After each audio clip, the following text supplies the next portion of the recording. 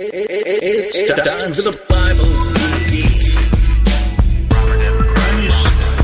We don't really know for sure what is and what is not. Holy Ghost, God, baby, God, blast them on the spot.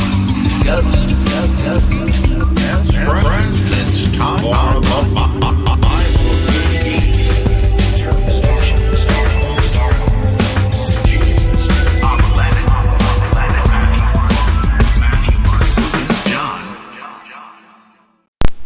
Yeah, that's right. You guessed it. It's the Bible Geek, Robert M. Price, wishing everybody a happy Mother's Day, especially Norman Bates. Well, let's see. Last time I promised that I would look into the question of the dating of the Epistle to Diognetus, and I did. It's kind of a strange situation because the only copy of it, which was found in the 14th century, was destroyed in a fire during the Franco-Prussian War, but luckily it had already been, I guess, photographed and printed, and so we still pretty much have it. And it's based on internal evidence, like apparent references to what was going on and such. Scholars tend to date it either about 130 A.D.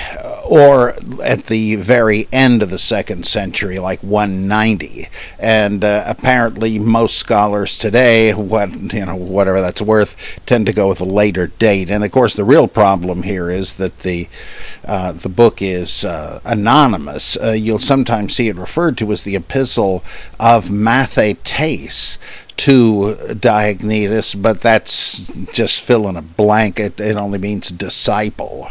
Of course, I think that's how the Gospel of Matthew got its name too, but what the heck. And we know of a Diognetus who was a tutor of Marcus Aurelius, but this couldn't be the same guy. I mean, you can't assume one man as the only bearer of a particular name. So we know very little about it, sad to say, but it is an early specimen of apologetics literature, and in fact the manuscript containing it also had apologies, defenses of Christianity by Justin Martyr.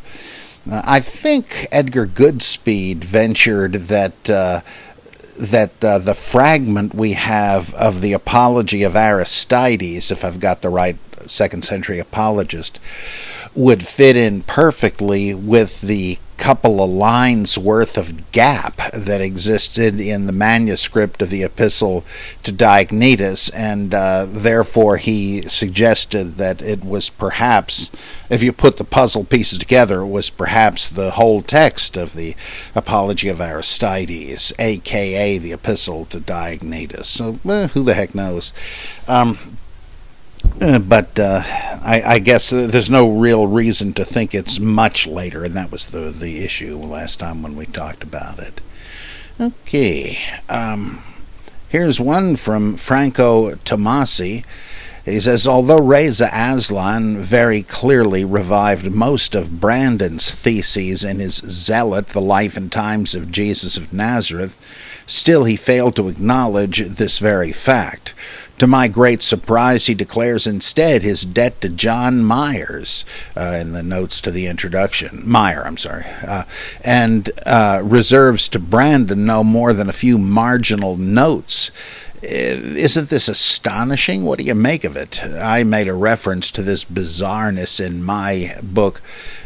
Boy, I don't know Italian, so this is going to be a butcher job.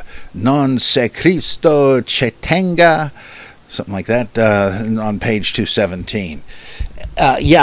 I felt exactly the same way, Franco. When I read it, I thought, this is just Brandon with some stupid arguments added.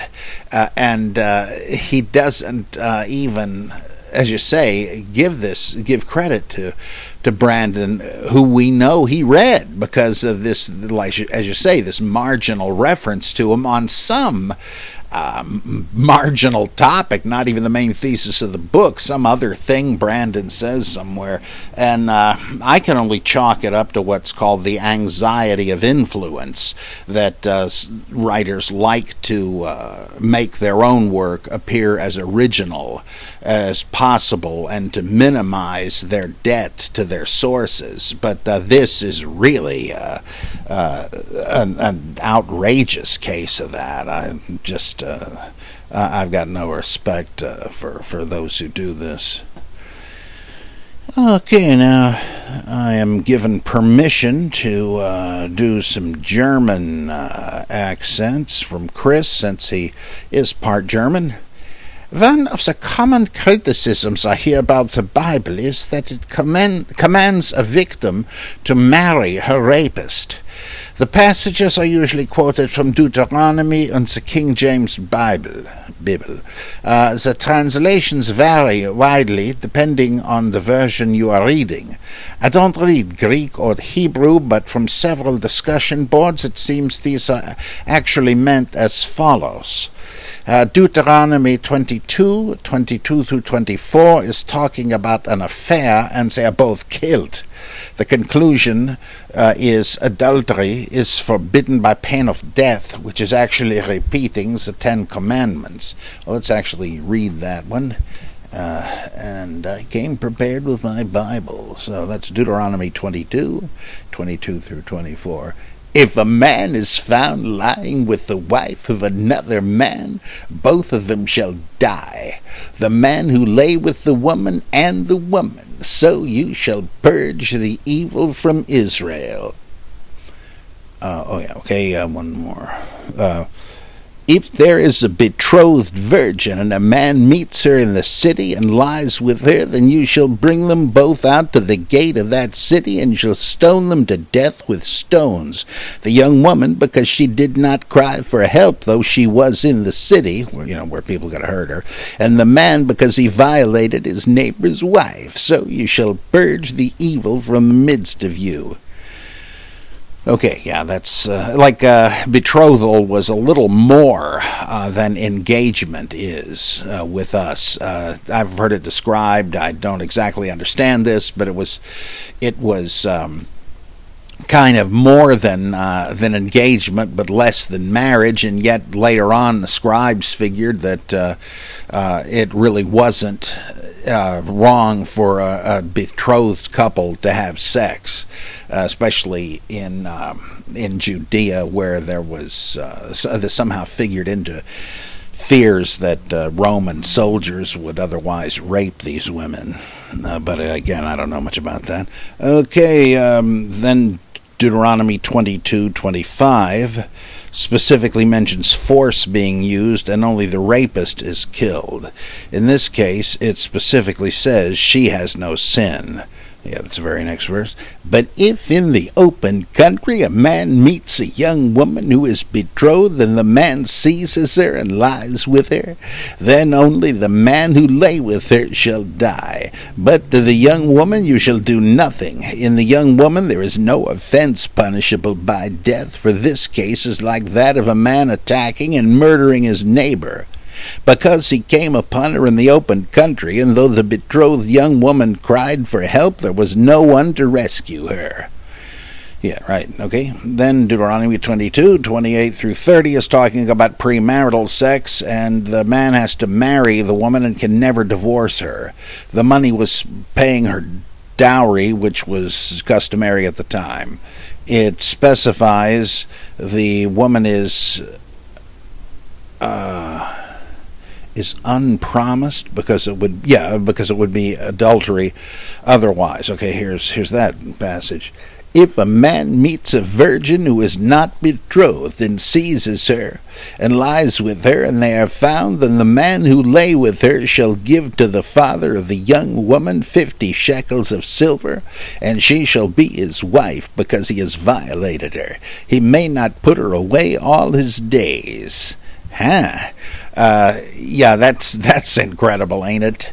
right? She's raped by this guy. And now, since apparently she's used goods and nobody else will marry her, then he's got to marry her. Boy, now there's a match made in heaven, right? And he can't divorce her. Ah, boy.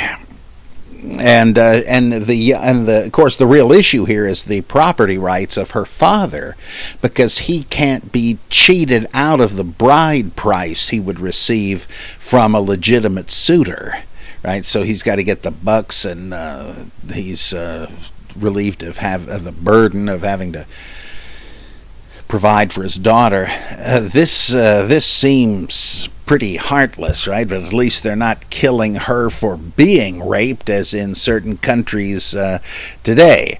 There is another version of this which seems to mitigate it, that appears in Exodus 23, is that right?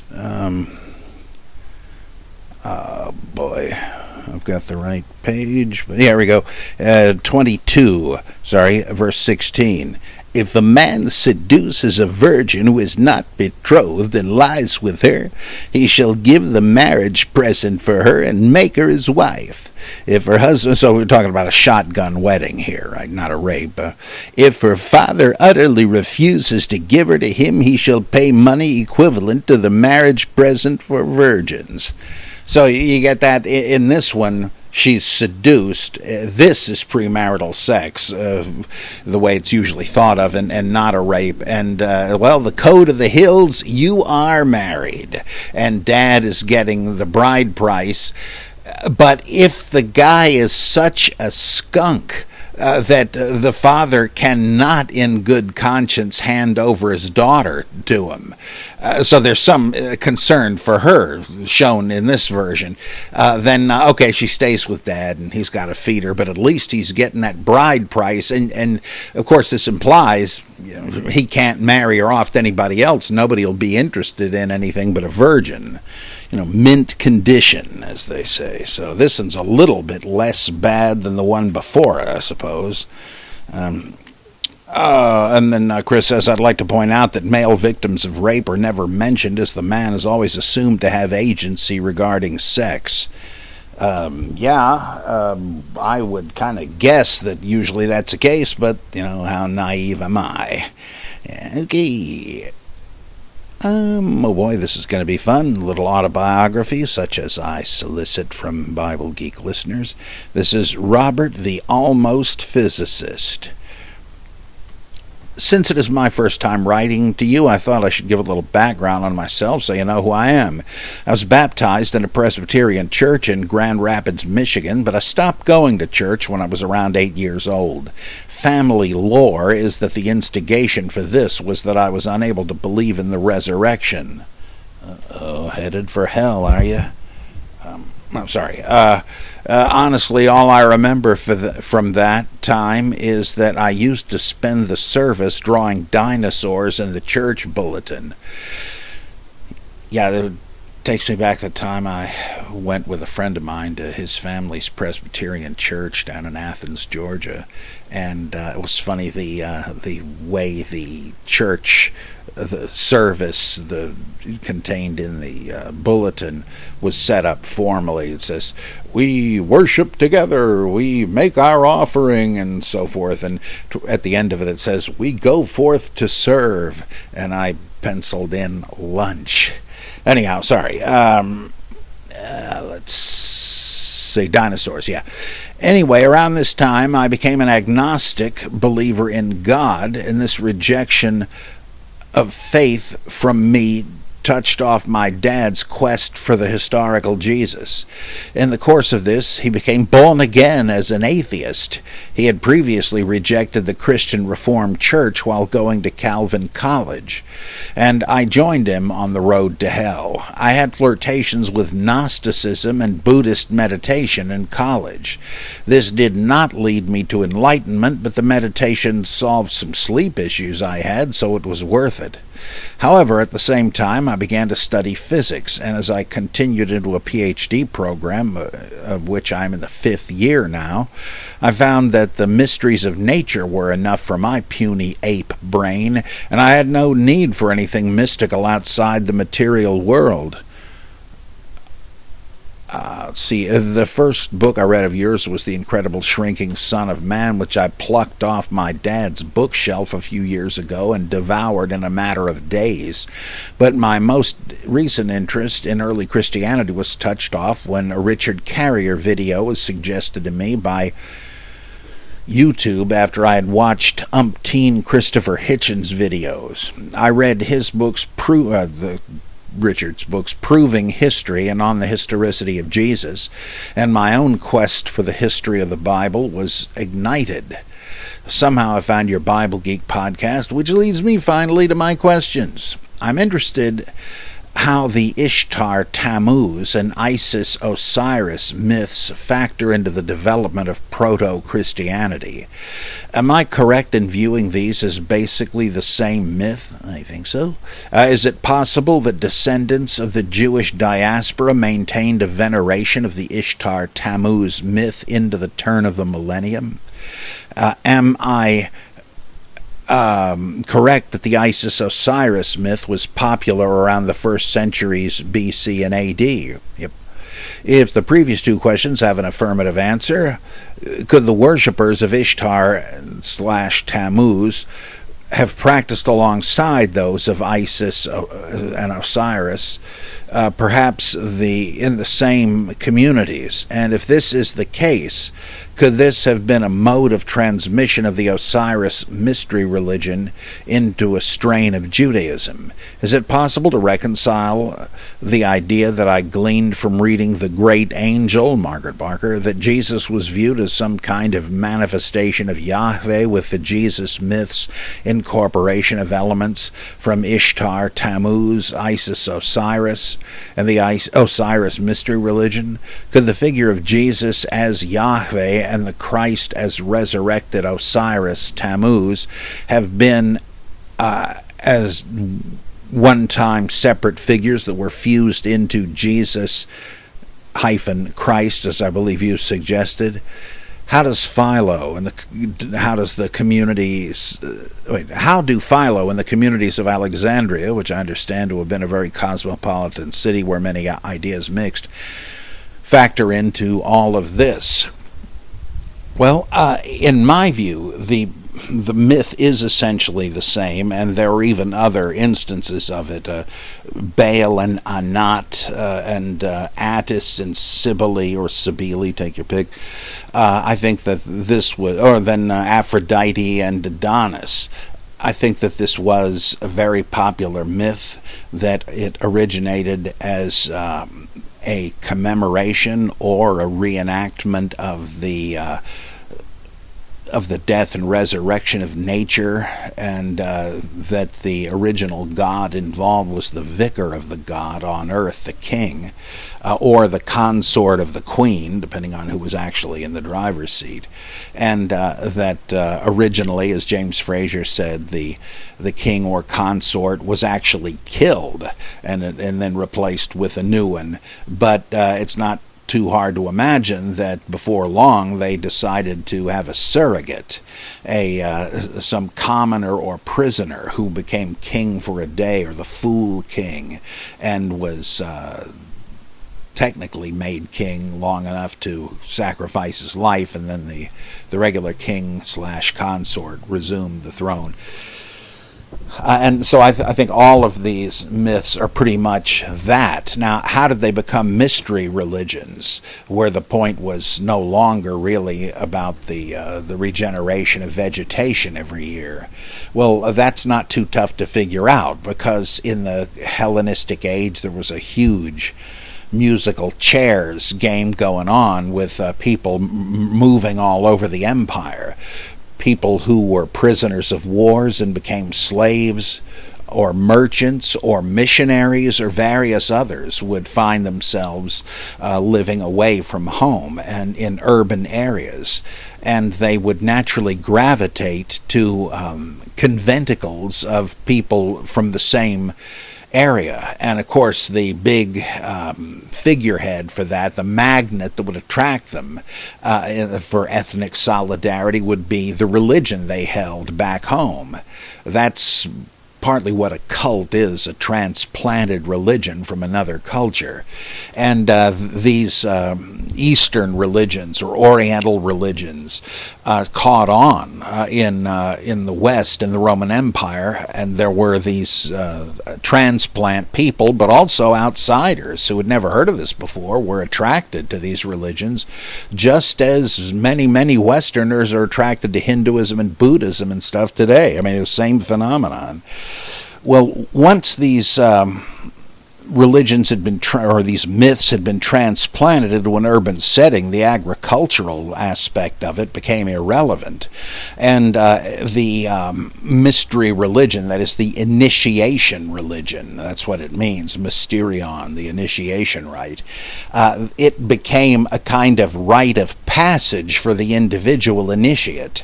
All of these cultures had already had rites of passage. Infant dedications, baptism, circumcision, naming rituals, and so on. And then there would be puberty rites when you passed from adolescence into marriageability. And then later on, vocational ordination rites of one kind or another. Then, of course, there'd be retirement rites in India. That's when you could just give up all family responsibilities, having done your duty, and become a sannyasin, a holy man dedicated to meditation and so on. Kind of reminds me of the joke.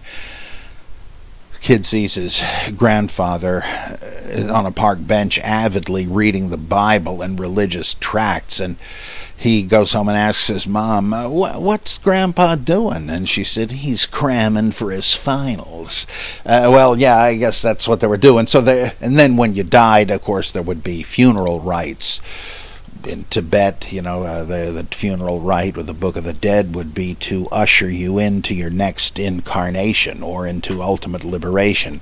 But there were these rituals, these rites of passage that punctuated every individual life and gave the individual meaning and charted out his life in the context of a community of shared beliefs and values. Obviously, the sacraments of the Catholic Church are a prime example of that, right? So, what happened with the mystery religions of Isis, Osiris, Tammuz, Ishtar, and so forth was, as I understand it, the addition of another rite of passage. Now, traditionally, the puberty rite, the most important of all of them, involved initiating the kid by play-acting experience or actual hunting or war experiences, initiating the young into the three great mysteries of sex, death, and religion.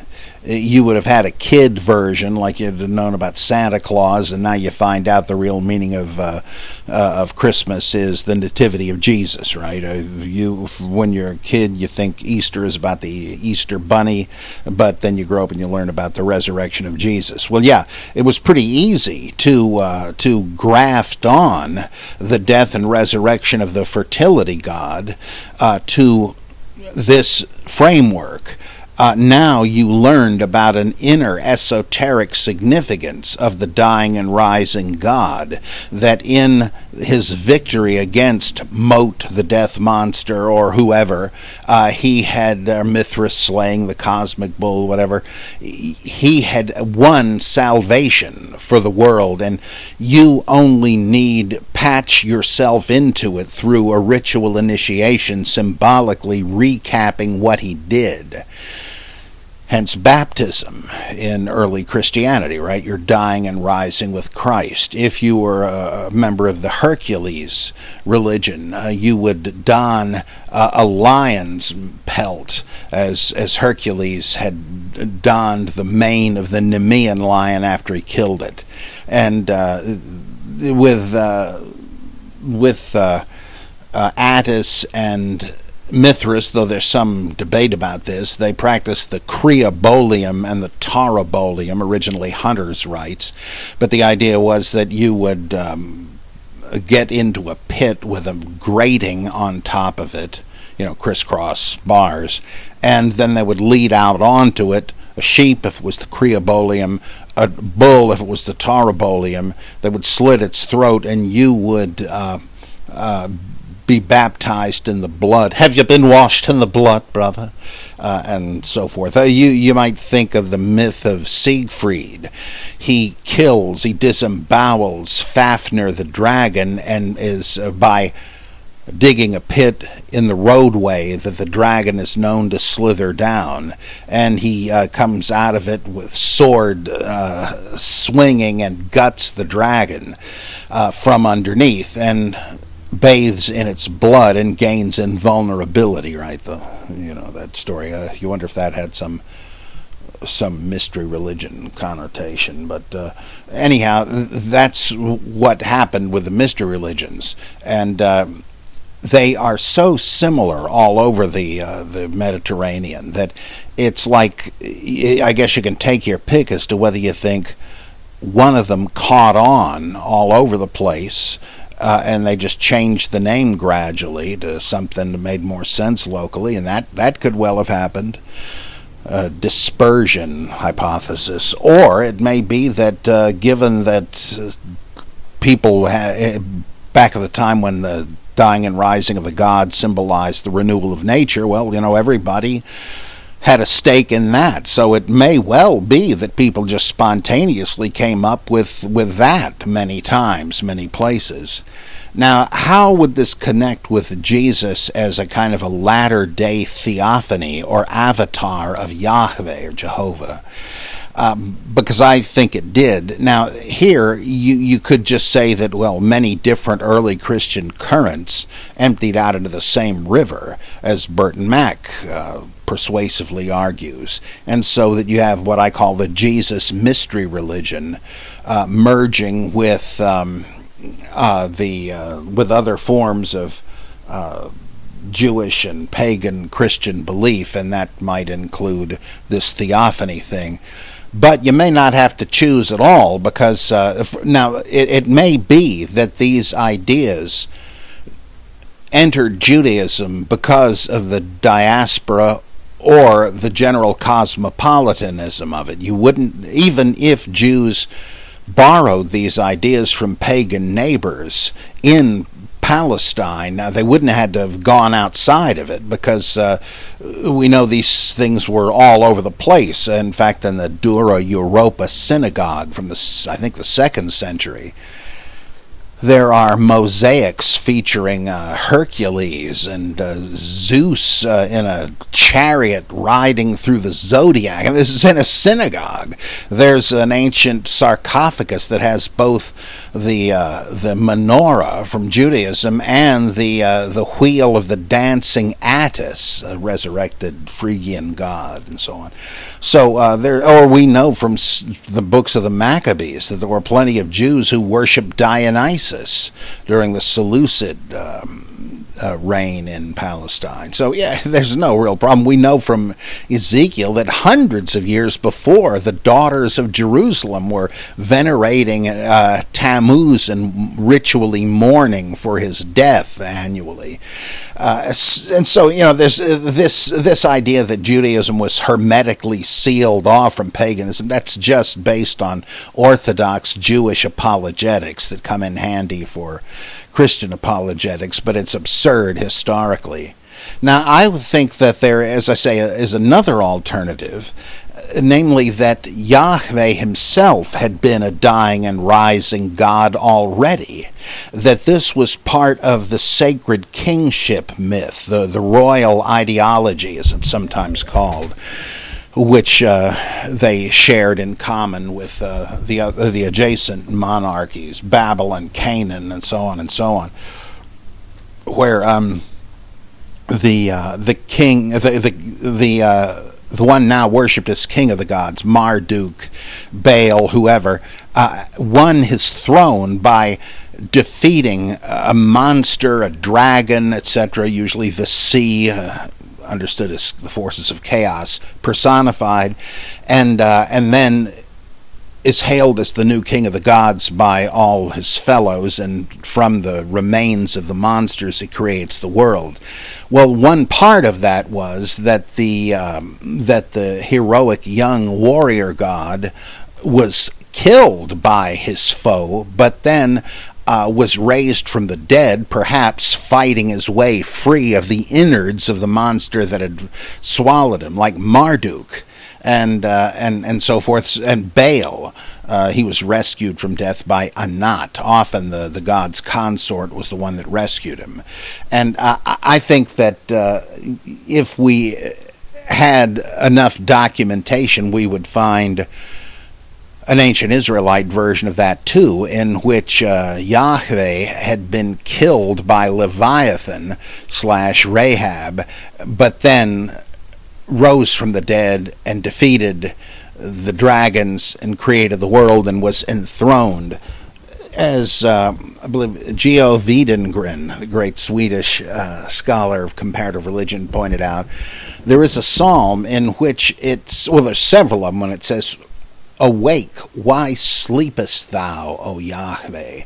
But one of them says, "Yahweh lives, let the people rejoice." Well, that sounds an awful lot like what the priest of Attis would say. "Rejoice, initiates, for your God is saved, and you too shall be saved from ills." And so I think there is this evidence that Yahweh was a dying and rising God. Jesus, Yeshua or Yehoshua, means Yahweh is salvation, which certainly, there were other people named that, right? Loads of them. But it's interesting that name appears here, because that would certainly be apropos for a saving avatar or theophany of Yahweh. And basically what you would have is the old myth of the dying and rising of Yahweh to defeat the powers of evil, updated with his theophany form of Jesus.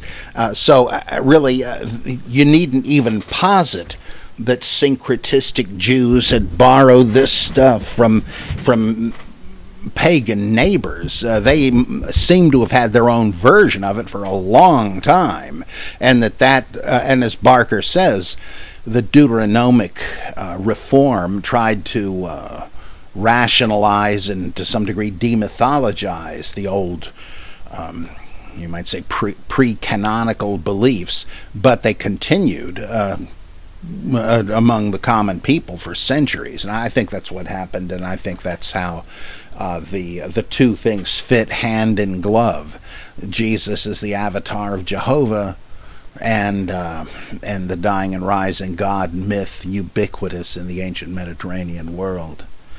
Alexandria does have an important role because the Logos business, which got mixed into early Christology, seems to have come, ultimately, of course, came from Heraclitus and then the Stoics, but its relevance to the Bible and Christianity was what Philo of Alexandria, the great Jewish Neoplatonist, made of it. I guess he was a Middle Platonist. And there are other indications that the idea of the Logos, who was the Son of Man and all that, may have developed among Hellenized Jews in Alexandria.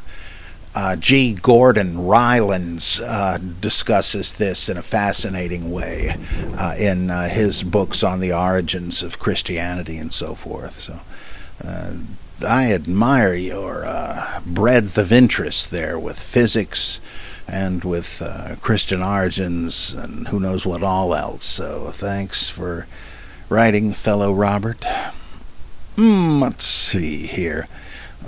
See, Richard Burton is asking a question. Actually, Karim Gantus, an old friend of the show. I'm aware I'm going over old ground yet again, but I wonder if it is possible, after all, to determine the gender of the author of a given New Testament document. What is the most up-to-date opinion on this? In the modern English-speaking world, guys and gals do use language differently. If I'm describing something and I think it's beautiful, I'll say it's beautiful, but not it's absolutely gorgeous or it's to die for. Those latter two phrases are associated with a feminine voice. As far as the masculine voice is concerned, the cruder the term, the more likely it is to be more exclusively masculine. It would be a little surprising if we could not tell gender from writing style, particularly because gender identity was stronger in the ancient world, or so it seems to me. I'm aware I'm oversimplifying, but sometimes we textual criticism geeks don't have a lot of evidence to go by. So we have to make do with what we have. Let me know what you think. Well, there have been suggestions. Josephine Massingbird Ford argued in her Anchor Bible commentary on Revelation that Mary, the mother of Jesus, was one of the contributors to the book of Revelation. John the Baptist was another. These seem to me kind of wild speculations, but that doesn't mean I don't respect them. Well worth considering. But most folks, again, for what that's worth, don't go along with that. Let's see. I don't see much female personality or women's agendas in Revelation, especially when you start hearing that the 144,000 who are saved are virgins, but male, who have not defiled themselves with women.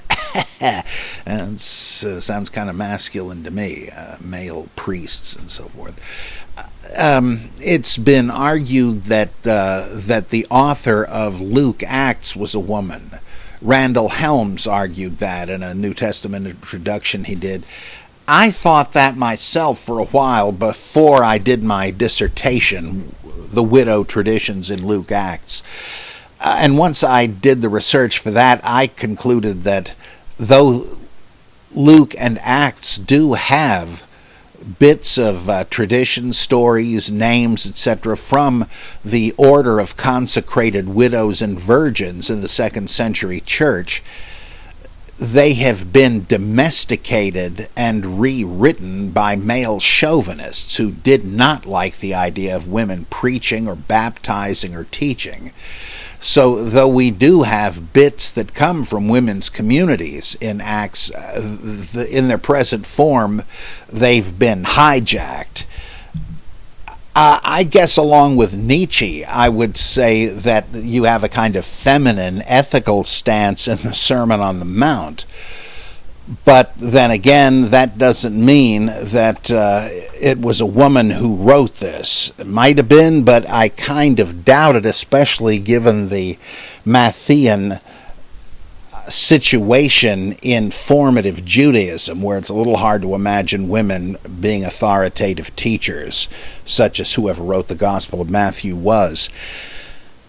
I think it's difficult to make a connection between what women sounded like in the ancient world and what the biblical documents sound like, because we just don't have much in the way of writings by women. For instance, there is a philosophical treatise, a letter, this is appropriate for Mother's Day, by Perictione, the mother of Plato. I think it's a Stoic epistle, but this is a pseudepigraph, right? There's no particular reason to think a woman wrote it. So, given the status women had, sadly, I don't think we have much to go on to know what they would have sounded like. And Juvenal, in his 6th satire, pokes chauvinistic fun at women who are educated and know their Greek and all this, because he thinks it's unfeminine. Well, the problem there is, now that indicates that, for all we know, women could certainly have written some of this stuff just as well as men, that some were educated, that is what I mean, not native intelligence, but literary education. Most women apparently didn't have it, though more affluent women did. And this means that, from what Juvenal says, I would draw the inference that if a woman wrote something where her name is not actually on it, and we just don't know, like the Epistle of the Hebrews, it would be difficult to spot the gender because she would have known the literary conventions of men. In the same way that I mentioned Josephine Massingbird Ford, radical, fascinating Roman Catholic New Testament scholar. For a long time, she published under J. Massingbird Ford because she figured it would hurt her chances of publication if it were known that she was female. And that's the case with various, I can think of science fiction writers, D.C. Fontana from Star Trek, Dorothy Fontana, you wouldn't know that, C.L. Moore, Catherine Moore. So it's hard to tell. I don't know if you could tell reading what they wrote, if there are any gender clues. Harnack argued long ago that the Epistle to the Hebrews was written by Priscilla. She and her husband Aquila are mentioned in Acts and a couple of the epistles. And he had a lot of very fascinating arguments, and I think he made a good case. But the only thing that came near to an argument that a female point of view is taken there is that in Hebrews chapter 11, it's otherwise surprising that a couple of women are mentioned in that hall of heroes of faith, that roll call. And if a woman didn't write it, but even Harnack admitted that really didn't necessarily mean much. And it's funny that when people mention Harnack's article on this, Priscilla, the author of Hebrews, a conjecture, I think it is, that they make it sound like that was Harnack's sole argument, and therefore it was just ridiculous. That's misrepresentation. With all these scholarly authors, you got to read them yourself. You can't rely on second-hand, or I suspect in this case, fifth-hand references to what they meant or said. Let's see. So I don't know that we really have anything like that. Dennis MacDonald makes a real good case, and this is really, I guess, the thing that started me off on my dissertation, for some of the materials, the Encretite materials, the celibacy gospel materials, and the Acts of Paul having a female awareness and agenda, and that they've been taken up into this document, which may or may not have been written by a woman, but that substantial parts of it look like they proceed from consecrated women. And so that would be a good example. It may be the only one. Harold Bloom argued that the J document of the Pentateuch was written by a woman, but from what I remember, the argument seems a little strained to me, but who knows? I guess it's worth looking into. So that's about all I can think of to take up time on this. I hope some of it's helpful, Kareem. Nicholas says, I recently noticed that Josephus speaks of a James and John, sons of Susa, S-U-S-A, who are led by a man named Jesus. The parallels are already apparent, but is it possible that Susa is a corrupted form of the name Zeus? Now, what would that have to do with the James and John thing, you might be asking? Well, of course, his point is, and it's a good one, that James and John, called Boanerges, is very likely an old Sumerian loan word meaning upholder of the vault of heaven, which would imply that James and John are being cast, and no pun intended, as Castor and Pollux, who held up the vault of heaven. And one of them was a dying and rising God, interestingly. Well, they were the sons of Zeus. Boanerges doesn't literally mean sons of Zeus, but it seems to be a reference to an epithet of Castor and Pollux. But when Mark seems to think Boanerges means sons of thunder, that that's another big clue that we're dealing with Castor and Pollux, the sons of the thunderer Zeus. But I don't think Susa has anything to do with that. I think that just is a reference to Persian origins of this person, who Josephus mentions. Of course, there was a huge Persian influence on Jews and Judaism during the exile, and I think that's really what that name reflects, that somebody was from Susa. It's an old Elamite city inhabited since 5000 BCE, and it was still a vital place in the Persian Empire, and I think that's probably what the connection is there. Let's see, here's an interesting, partly autobiographical one from Digna Vox. Growing up, I had a devout grandmother who took me to a United Methodist church every other Sunday. I went to Sunday school before I could talk, and consequently I was a believer before I knew there was an option.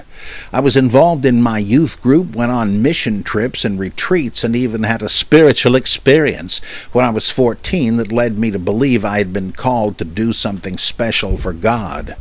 Around 16, I began to fall away and was introduced to the drug scene. After a few years of that, my life was in a very bad place, and I was looking for a way to start over. Sometime around my 19th birthday in 1999, fate was cruel enough to cause me to stumble upon Bible scholar John Hagee's television program. From that day on, I became swept up in the eschatological fervor of the time. I truly believed the last days were at hand, and I needed to come back to my religious convictions. Quickly I discovered apologetics through C.S. Lewis, Ravi Zacharias, William Lane Craig, and others. I became obsessed. I would spend hours alone listening to tapes of lectures and debates. Churchill said, "A fanatic is one who can't change his mind and won't change the subject." I love that. That was me. I believe I was an unbearable person to be around in those days, constantly beating anyone and everyone over the head with the latest argument I had just read. However, apologetics and study of the Bible and Christian history actually drove me away from the faith, as it seems to have done to so many others. It took me a few years to finally come to terms with the fact that I no longer believed, and it was a painful experience. But once I accepted it, the world opened up to me, and I would never go back. You sure you're not talking about me here? Anyway, I was free to seek the truth anywhere it led. My mind felt totally unshackled. Your podcast helped me make sense of the Bible and was also my first introduction to the Christ myth theory, which I find very fascinating. Let me just pause and say, even if you remained a fundamentalist apologist, I would give you credit for being above the common herd, whose main concern is whether this guy in the Boston Patriots deflated footballs. Who the hell cares? If you think that's important, you're in big trouble. And so, even as a fundamentalist apologist, you were an intellectual, right? You studied and pursued the truth, and no matter where you came out, I would give you loads of credit for that. Okay. My question is in regards to Francis Schaefer and his argument that the triune God is the only answer for the philosophical problem of unity in diversity. I've been revisiting Schaefer's book, He Is There and He Is Not Silent, for the first time in over a decade, and had forgotten the way in which he uses the Trinity as an apologetic argument. I no longer find it compelling, obviously, but I still feel it is very interesting and unique.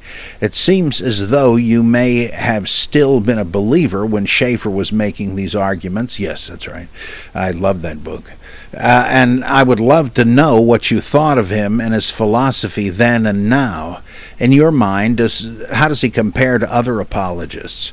For me, he is the only one I still find interesting. I used to love William Lane Craig, but just can't stand to even hear his voice now. And others like C.S. Lewis and Ravi Zacharias I can no longer take seriously. Yeah, Lewis strikes me, as does G.K. Chesterton, as kind of a facile windbag. And I hate to say this because I, after all these years, still maintain a kind of love-hate relationship with Lewis and his ghost, I guess. He's so clever and such a compelling writer. He's got a sense of humor. I love reading his stuff, especially the great Screw Tape Letters. But I disagree with virtually everything he says, and his arguments strike me as remarkably flimsy. And I'd say the same thing about Schaefer. For this triune God thing, how is it an answer to the problem of unity and diversity if it's not an answer at all? I mean, Christian theologians, the guys who invented the concept, were the last to say this is a coherent notion. If you think that, you're halfway to heresy. The idea was that this is a mystery and we cannot fathom it. The guys who tried, let's say Paul of Samosata, the great dynamic monarchian, he and Sibelius, who came up with another kind of modalism.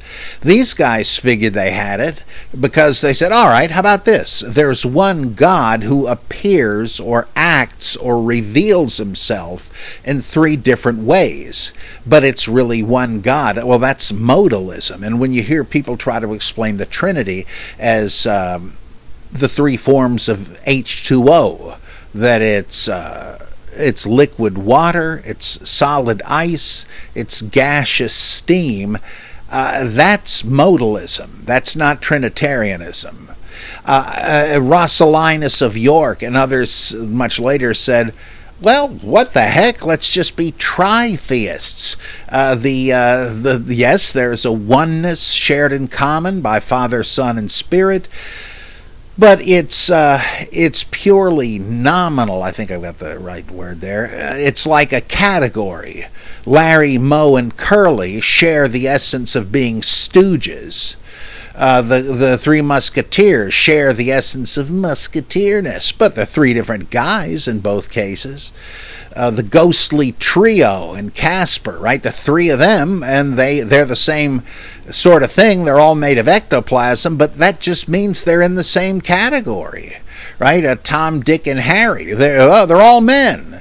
What are they? Are they essentially one? Well, only in the sense that they belong in the same category. And so that was an oversimplification, and that's why tritheism and modalism were condemned by Orthodox Christianity, because they're saying it's not that simple. Somehow there are three persons in the Trinity, but they're not three gods. They're not three masks or whatever. No, there are three persons, but there can only be one God. We don't know how it figures. So this stuff saying, look how stupid the Christians were, thinking that 1 + 1 + 1 is 1. Look, you gotta take a minute to try to understand what they were saying. I really am tired of hearing smart-ass atheists ridicule Holy Communion and transubstantiation. They just don't take the time to understand it. I don't believe in it, but I don't ridicule it. It's an interesting philosophical approach. So's this. Now, I don't think it helps in an argument like Schaefer is making, because to solve the problem of the one and the many, I think you would need to say that you have something like modalism, but Trinitarianism is not an answer to anything, nor is it supposed to be. So maybe he's saying we should just shelve it and say, well, the ultimate case of unity and diversity would be the Trinity, and we don't know what that is, but at least whatever it is, that must be the answer. I think that is unhelpful.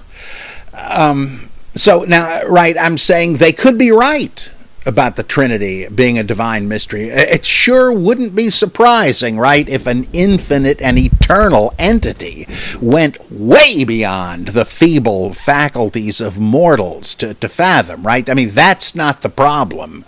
It's just that you can't use it the way Schaefer's doing. My other big problem with Schaefer is, one of the problems I have is when he claims to be a presuppositionalist, but argues in an evidentialist manner. I think in that book he says, imagine you got out an old puzzle and you put the whole thing together except there's one piece missing. So you leave the puzzle on the table and you go back to the attic where you found the puzzle. You search through every suitcase and crate and hat box until finally, hey, there's a puzzle piece. And you take it back downstairs. By golly, it fits exactly. Wouldn't you have to say that you had found the missing piece that made sense of the whole thing? Well, in the same way, it's kind of like Paley's watch argument, right? Wouldn't you have to say that if Christianity solves the problems of life, giving an objective basis for morality and so on, that it virtually has to be true? I mean, that technically, that's not like a mathematical proof, but you'd be a fool to think otherwise. Well, I don't think that is true, that it solves all the problems. But that is an argument from evidence, it seems to me. Real presuppositionalism, I mean, I don't know if he claimed to be a presuppositionalist of the Van Tillian variety, but he's arguing based on a kind of evidence, and a kind of a Kantian practical reason argument, I guess. But his also the fact that he thinks you can posit that there has to be, for instance, an objective source of meaning and morality because we seem to need one. I'm not sure if we do, but he thinks we do. And so therefore we're embracing Christianity. That strikes me as the kind of upper story leap that he decries, an existential jump to believing what we think we need to believe. And so, I mean, you want to avoid despair. Yeah, it's a good thing to avoid, but so you can avoid it, you now can pontificate that Christianity is true? I don't think so. So Schaefer's kind of fun to read, and he's certainly a smart man, but I don't buy it. I think he is sophisticated in some ways, but I am no longer impressed. Ravi Zacharias, don't get me started on that. I had a student once that said, oh yeah, I know you've read all these apologetics, but this is really something different, and he loaned me one of Zacharias' books. It was the same old crap. I'm so tired of these people.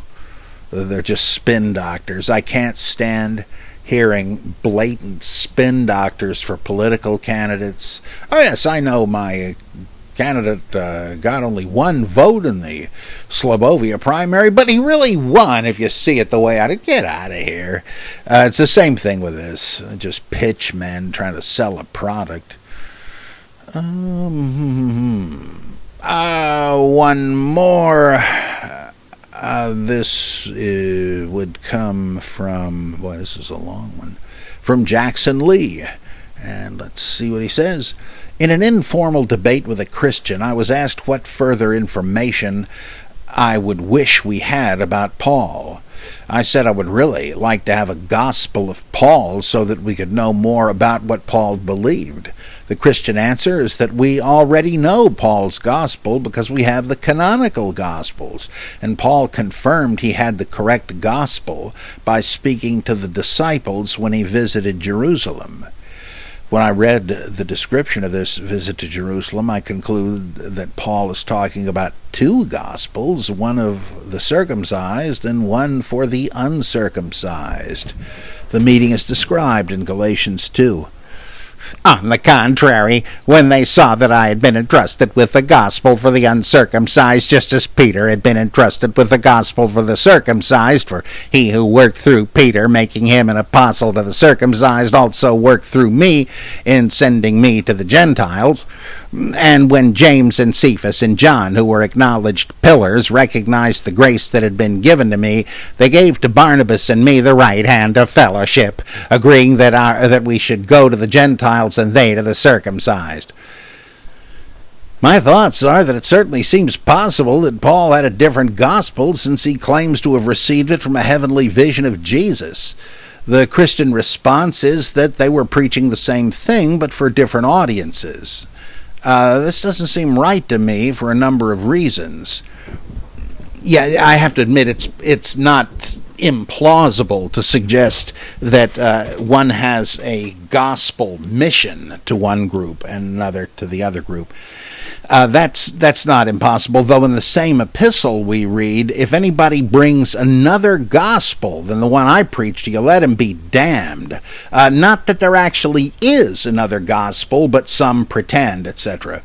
Now that's different. Now he's talking about a gospel message. But that's I don't think this is all from the same author, but if it were, I mean, that wouldn't be an unreasonable harmonization, that in the one case he means there's only one real gospel, though there are certain fakes being circulated, one real message of salvation through Christ. And in the other passage he means a commission to this or that group. Okay, my thoughts are that it certainly seems possible that Paul had a different gospel, since he claims to have received it from a heavenly vision of Jesus. The Christian response is they were preaching the same thing, but for different audiences. Yeah, I wanted to point out there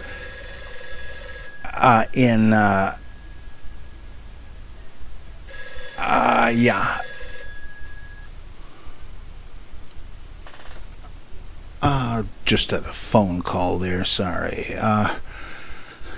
In 1 Corinthians 15, they have this list of resurrection appearances and this statement, almost creedal in tone, where it says Christ died for our sins in accordance with the Scriptures, etc., etc., etc. And he says, whether it was they or I, we all preached it. Now that is a claim that they all had the same message, though you wonder if that were simply the case, why would you segregate the Pauline and Petrine missions to Gentiles and Jews respectively? Well, it's because it had something to do with circumcision, which isn't mentioned in 1 Corinthians 15, which I think is an interpolation anyway. I mean, you're really dealing with patchwork quilts in the epistles. Okay, it doesn't seem right that it was merely same thing for different audiences. Jackson says, it would be strange to make the distinction of one person receiving the gospel for the circumcised and one for the uncircumcised if in fact they are identical gospels. It also seems pointless to point out that James, Cephas, and John would have given him their blessing to preach his gospel if it was already the same gospel as the one being preached by James, Cephas, and John. I also have an assumption, without knowing the language, that there would have been a far clearer way of explaining that they were both preaching the same gospel to different audiences if that were the case. And finally, it looks to me as though Paul is explaining this in order to establish that his gospel is just as valid as Peter's gospel, which would be pointless if they were the same gospel. Very, very good. So what does the Bible Geek think about my reasoning here? Are we talking about the same message being preached to two different audiences? Or is it two different messages? What else can we know about Paul's gospel? On a side note, who are James, Cephas, and John? Did Paul think these people had met Jesus? Interestingly, he doesn't say. Though if he's thinking that James is the brother of the Lord, as it says in another interpolated section of Galatians, he certainly would have, but he doesn't really say. And I think your reasoning is cogent. The thing is that, like, if he were preaching something very different, like that there had never been a human Jesus on earth, it would be odd that didn't come up, right? That doesn't seem to be at issue, and so you have to wonder what was the problem that led to this visit to Jerusalem to check out with them. I mean, again, there's problems that like Tertullian writing against Marcion doesn't mention this visit, which surely would have made his point, and it kind of makes you think his copy of Galatians didn't have this. Well, at any rate, as you go on in Galatians, and he talks about the aftermath of this. I mean, he's saying, look, everything was hunky-dory, or so I was made to think. These guys gave me and Barney, I guess it was like Andy and Barney, gave us the right hand of fellowship. They endorsed us, right? Otherwise, what's the point? But when Cephas, one of these guys, possibly Peter, who knows, when he came to Antioch, then things exploded, because he was willing to eat, to share meals with the Gentiles in Antioch, because Antioch was a multilingual, multi-ethnic, cosmopolitan place. But he didn't allow kosher laws to stop him. No segregation there. But then when men from James came, James's representatives, he suddenly turned tail and started eating away from the Gentiles with the Jewish church members in Antioch because of the kosher laws, right? The Jews, even as Christians, felt they had to keep kosher and couldn't eat in proximity, not at the same table anyway, with the Gentile Christians who might be eating ham sandwiches, right?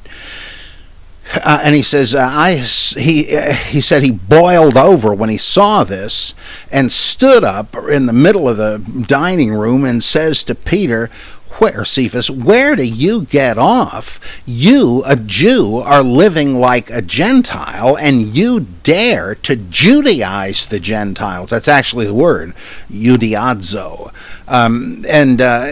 Then he goes into this thing about why this is wrong, and that if you think you have to couple the Christian message with the Torah, you're saying, well, what's the point? Jesus coming really didn't mean anything. Nothing's changed. And Paul says, I'm not going to say that, and so on and so on. Well, it appears then that we're talking about whether Gentiles who become Christians have to keep the Torah. And if they don't, the Jews have to kind of boycott them and not eat together anyway. And then the issue of circumcision comes up. That apparently is the issue, the form this issue takes in Galatians, because there are other apparently Jewish Christian apostles, missionaries, saying, well, it's good that you heeded Paul's preaching and you were baptized as Christians, but you really do have to get circumcised. I mean, Jesus was the Jewish Messiah, right? You really got to join Judaism if you're going to become a Christian, because Christianity is, like, as they said in the 70s, completed Judaism. And Paul says, oh, no, you don't. And that's why he gets into all the stuff about Abraham. Look, he was saved by faith before there even was any Torah, etc., etc. So it appears that the issue are the ceremonial laws of the covenant of Israel with God binding on Gentile, like ex-pagan converts, and if they become Christians. And he's saying, well, no, they're not. You're putting an additional obstacle in their path. So if you consider all of this stuff as pieces of a common puzzle, it would imply that the gospel, they're talking about different versions of the gospel. whether you have to keep the ceremonial laws intended to safeguard Jewish identity. As even today, Jews are understandably worried about assimilation through intermarriage. Well, that was sort of a peril here too. You don't have to do that. You can become a Christian as an ex-pagan, as a non-Jew. Without that, I don't see him saying Jews ought to drop it. But that's the issue, that your gospel, Paul, is more suited, your message and your preaching, let's say, I think that's really what it means, that really is appropriate to these Gentiles, and will admit they needn't keep the Torah, your Gentile converts. You got a point there. But why don't you just keep that to Gentiles? And I think here, the reading between the lines, that's the issue that comes up in Acts 21, when James says to Paul, a lot of our Jewish Christian brethren have heard that you tell Jews not to keep the Torah or to circumcise their kids. Now, I know that's not so. Now, how are we going to make it clear to them that it's not so? Whether that really ever happened or not is, probably unlikely, but I think that's kind of the point, that why don't you keep your law-free gospel confined to your mission field among the heathen, and we will preach our Torah-friendly message to our fellow Jews. So ultimately, I think this is a legitimate way of harmonizing it. I think it's not unlikely this is really what they mean. It's not it's something else is going on, I think, in 2 Corinthians, when we have Paul, or whoever, writing in his name, saying that the gullible Corinthians are happy to swallow a different gospel, a different Jesus, a different spirit. I think that there we're dealing with something else, a more radical difference. But of course, one thing that gospel does not mean in Galatians is a written text. That the same word was attached to written texts later. Matthew certainly means his present writing, when he says, this gospel of the kingdom will be spread about, and so on. Or in the beginning of Mark, the beginning of the gospel of Jesus Christ. But generally, even in the Gospels, the word gospel refers to a proclamation, not a story of the proclamation. But it rubbed off on that, the way these things do. Just like the word apocalypse means unveiling or revelation, but nowadays, since that revelation is about the Battle of Armageddon and the end of the world, apocalypse has also taken on the meaning of the last battle and the end of the world. But that's not what the word originally denoted. I'm not trying to criticize. It's just that these words begin to take on different meanings, and I think that's what's happened. And partly we just need to try to figure out from the context in Galatians whether they're talking about what Catholics would call the apostolate, the commission of someone to preach the gospel, or if we're talking about a saving message, or one that claims to be. But in neither case is it talking about a written text. And in fact, though in a weird way I agree with your Christian friend that in the epistles, we do have the gospel of Paul, because Paul couldn't have written a story about the deeds of Jesus, since there weren't any. As far as we can tell, he seems to be speaking of a heavenly Savior who was put to death by the fallen angels in the upper stratosphere, right? The whole Gnostic thing. He wouldn't have written the gospel. It'd have been nothing to write. And even in the so-called gospels from Nag Hammadi, they're not the same kind of thing as the canonical Gospels or the Gospel according to the Hebrews. There's no real stories there, unless it's just a basic frame, like in the Apocalypse of James. Jesus has ascended and he comes back to vouchsafe secret teachings, but there's no real narrative. In the Gospel of Thomas, it's just a narrative frame for a couple of the sayings, but it's just like a book of Proverbs, like Q, attributed to Jesus. So gospel can and does mean a lot of different things. So thank you, Jackson. I think I'm going to knock it off for today. Hopefully I'll be back with you again soon. I don't do it as often as I used to because I'm really up to my nose in 2 or 3 book projects here. And it's tough to be taken away from that. Though I love the Bible Geek, and I love all of you Bible Geeks, so I certainly am not giving it up. So, again, if you can help the old impoverished geek and his family out, I'd sure appreciate the donation, but if you can't, who the heck cares? Keep listening and sending in those questions, though I do still have over 40 pages of them. So, thanks again for being with us on the Bible Geek, and once again, happy Mother's Day. Yeah, that's right, you guessed it. It's the Bible Geek, Robert M. Price, wishing everybody a happy Mother's Day, especially Norman Bates.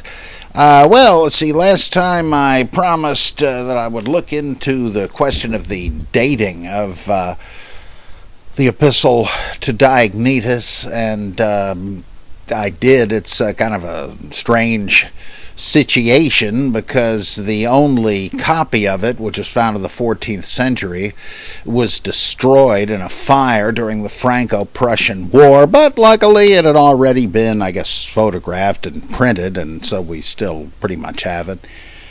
And it's based on internal evidence, like apparent references to what was going on and such.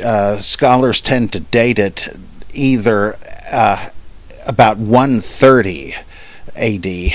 or at the very end of the 2nd century, like 190.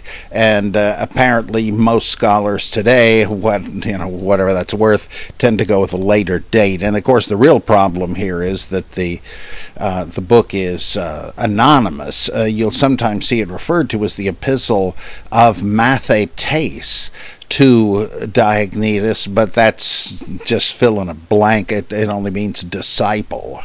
Of course, I think that's how the Gospel of Matthew got its name too, but what the heck.